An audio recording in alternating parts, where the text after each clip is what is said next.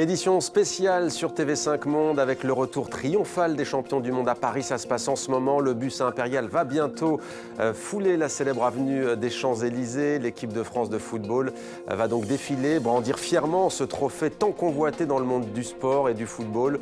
Le maillot tricolore sera désormais orné d'une deuxième étoile après la première victoire glanée en 1998. Didier Deschamps et ses joueurs sont reçus ce soir à l'Élysée. Ce sera donc après les Champs-Élysées. Ils seront reçus par le président Emmanuel Macron.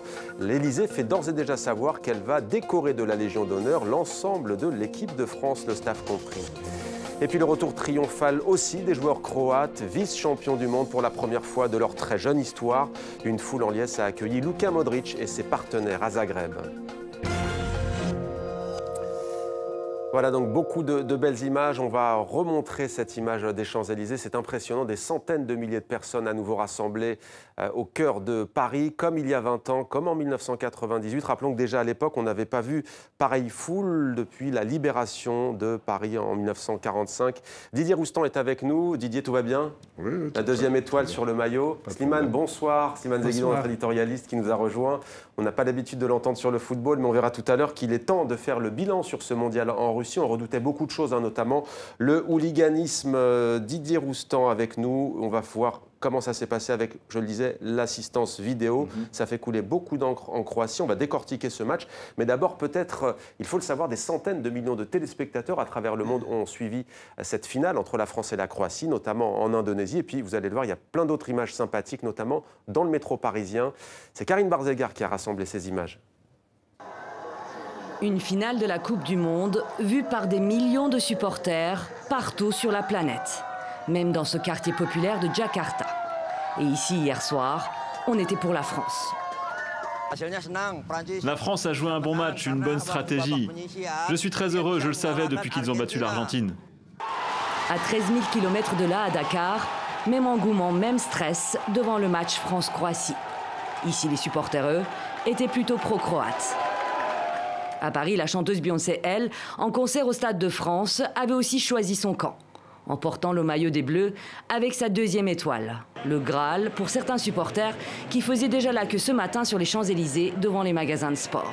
On est venu acheter le maillot avec les deux étoiles, mais ils n'ouvrent pas, c'est fermé. Et ils disent que les maillots, ils arrivent en août et que c'est pas possible. Et qu'ils ouvrent la boîte, il faut qu'on aille acheter le maillot, c'est important. Mais il faudra encore patienter. Ce lundi matin, l'heure était plutôt au nettoyage des Champs-Élysées après la marée humaine de la veille. Ailleurs dans la capitale, certains touristes n'en reviennent toujours pas de la nuit qu'ils ont passée. Outrageusement amusant. Tout le monde s'amusait tellement. L'euphorie de la fête a donné lieu à des scènes parfois étranges. Avec ses sauts en hauteur sur des colonnes Meurice, plus ou moins réussis. D'autres lieux parisiens ont également été pris à partie, cette fois de manière plus coordonnée. Le métro a rendu hommage aux Bleus en rebaptisant ses stations avec leur nom. Des Champs-Élysées Clémenceau, Victor Hugo Loris ou encore On a deux étoiles. Voilà donc pour ces belles images. Et l'autre belle image que vous découvrez, c'est en direct sur les Champs-Élysées.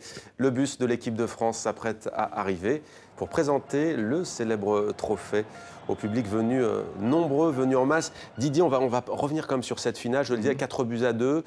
Vous avez choisi, vous, la une d'un célèbre quotidien sportif espagnol, spécialisé football d'ailleurs, qui s'appelle AS, et qui titre, on va vous laisser le dire, Francia. La France a gagné la Coupe du Monde de la VAR. Parce que la VAR, ou le VAR, comme on dit, c'est la vidéo assistance referee, les arbitres. Ouais. C'est maintenant le football, et notamment cette Coupe du Monde, était sous le contrôle de la vidéo qui est censée aider l'arbitre pendant le match en lui signalant des choses. C'est toujours la VAR. Enfin, il y a 4 personnes et une autre qui contrôle, qui peut se trouver, qui se trouve à Moscou d'ailleurs. Donc parfois à 500 km des matchs, elle peut se trouver sur la Lune, même, je veux dire, c'est pas un problème. Quoi qu'il en soit, elle avertit l'arbitre pour lui signaler que peut-être ceci, peut-être cela, sur des actions bien précises. C'est jamais l'arbitre qui demande l'assistance à la VAR en lui disant « j'ai une difficulté, j'aimerais bien avoir la garantie que… ». Sur ce, si on signale à l'arbitre quelque chose, il va courir 50 mètres, aller au centre du terrain, entre les deux bancs des entraîneurs, et revisionner la scène. Et en fonction de cela, où il confirmera sa première décision, où il l'infirmera. Et c'est ce qui s'est passé hier, puisque dans un premier temps, l'arbitre avait sifflé une sortie de but. C'est une erreur parce qu'il y avait corner, mais enfin, ça n'avait pas de conséquences diaboliques. Ouais. La VAR lui a précisé qu'il y avait une main d'un joueur croate dans la surface. Il est allé voir les images et finalement, il a accordé un pénalty aux Français et ça a entraîné le deuxième but. Alors, ça fait beaucoup parler dans le monde parce que déjà, il y a les pro-vidéos et les anti-vidéos et ça donne, si vous voulez, des éléments aux anti-vidéos parce qu'on est bien conscient que la VAR ne peut pas, je veux dire, tout arranger et qu'il y aura forcément des erreurs que la VAR ne pourra pas signaler. Et puis, 9 fois sur 10, ça va être quand même de l'interprétation. Parce que, est-ce que ceci, est-ce que cela, c'est après l'arbitre qui décidera. Sauf quand c'est d'une évidence flagrante, biblique, bien évidemment. Or, là, il se trouve que l'arbitre, conditionné par la VAR, a accordé un pénalty extrêmement sévère, et je pèse mes mots, pour l'équipe